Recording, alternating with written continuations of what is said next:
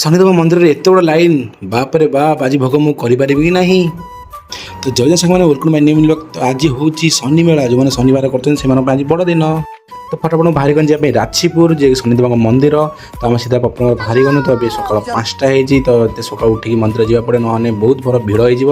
ତ ଆମେ ଫାଇନାଲି ଆମେ ପହଞ୍ଚିଗଲୁ ରାଛିପୁର ମନ୍ଦିର ଯାଇ ପହଞ୍ଚିଲା ବେଳକୁ ଦେଖିଲା ବେଳକୁ, ତ ଆମେ ଯାଇ ଦେଖିଲା ବେଳକୁ ବାଇକ୍ ଷ୍ଟାଣ୍ଡ ପାଖରେ ବହୁତ ଭିଡ଼, କିନ୍ତୁ ବହୁତ ଗାଡ଼ି ଭିତରେ ପଶୁଛି। କିନ୍ତୁ ଆମେ ସେଠି ଅଧଘଣ୍ଟେ ଠିଆ ହେନୁ ଖାଲି ବାଇକ୍ ଷ୍ଟାଣ୍ଡରେ।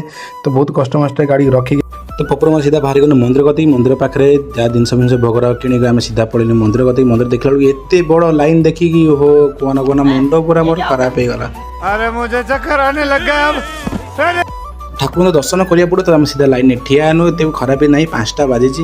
ତ ଆମେ ଲାଇନ୍ରେ ଠିଆ ହେଇକି ତାଙ୍କ ଟେମ୍ପୁ ଭିତରୁ ପଳେଇନୁ। ହଉ ଯେଉଁ ଫ୍ୟାନ୍ ଲାଗିଛି ଥଣ୍ଡା ଲାଗିଲା ଟିକେ, ତ ଏତେ କଷ୍ଟ করে ଫାଇନାଲି ପରେ ଆମେ ମନ୍ଦିର କତି ଭିତରକୁ ପହଞ୍ଚିଗଲୁ। ତ ପହଞ୍ଚିକି ଏଠି ଭୋଗରାଗ କରିକି ଠାକୁରଙ୍କୁ ଦର୍ଶନ କରିକି ସିଧା ଆମେ ପଳେଇଲୁ ତାପରେ ବାହାରକୁ। ତ ବାହାର ଆସି ଲାଗିଗଲା ଆମକୁ ଟିକେ ଭୋକ। ତା ପପର ସିଧା ଗଲୁ ଖାଇବା ପାଇଁ ଦହିବରା। ତ ଦହିବରା ଖାଇସାରିଲା ପରେ ତଥାପି ଆମକୁ କିଛି ଆହୁରି ଭୋକ ଲାଗୁଥିଲା। ତାପରେ ଆମେ ପଳେଇଲୁ ଖାଇବା ପାଇଁ ଫାଲୁଦା।